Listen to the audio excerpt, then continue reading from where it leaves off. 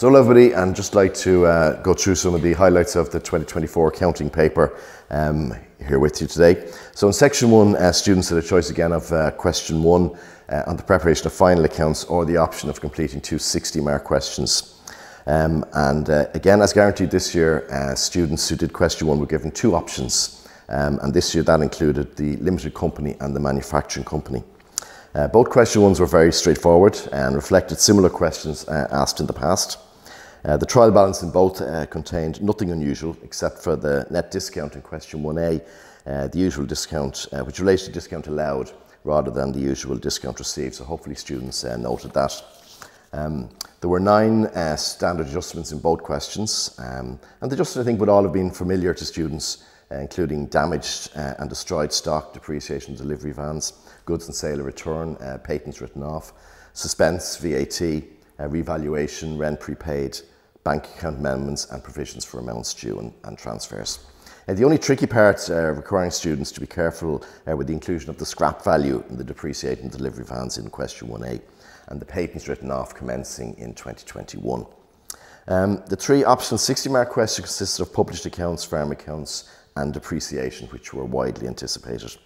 These questions did not contain any major surprises and were not overly long for students. I think students would have been pleased with this option.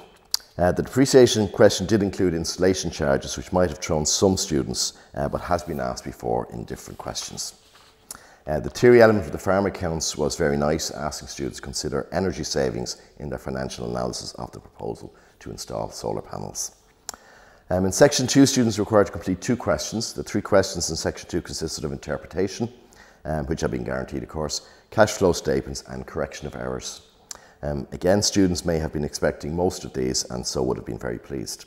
The questions themselves were very nice, did not contain anything that students would not have seen or practiced in previous year's questions. The ratios in question 5 were very straightforward. Question 5B concerning the bank manager, while part C concerned ordinary and preference shares.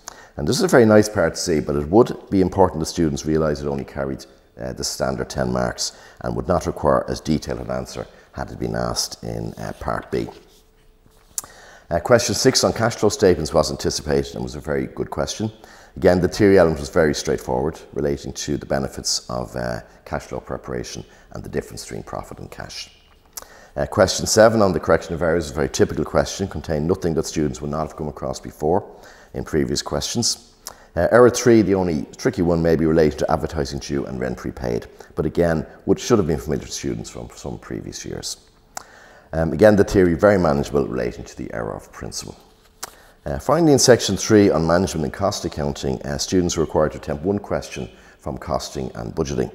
Question 8 was on flexible budgets and stock valuation. Again, a very nice question, very doable within the time. Interesting part 3 asked students to calculate break-even point and margin of safety. Now, while all students would have known how to do this very well, they may have been surprised to see it asked in that particular question.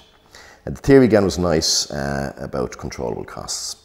Stock valuation was very straightforward, although being asked to name a second method of stock valuation might have thrown some students. Finally, question 9 was the cash and production budgeting question, a combined question, much anticipated. It was a very straightforward question on the same lines as questions asked previously.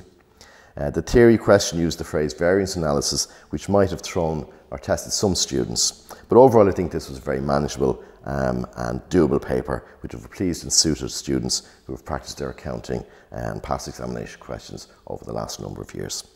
So I hope you all did very well.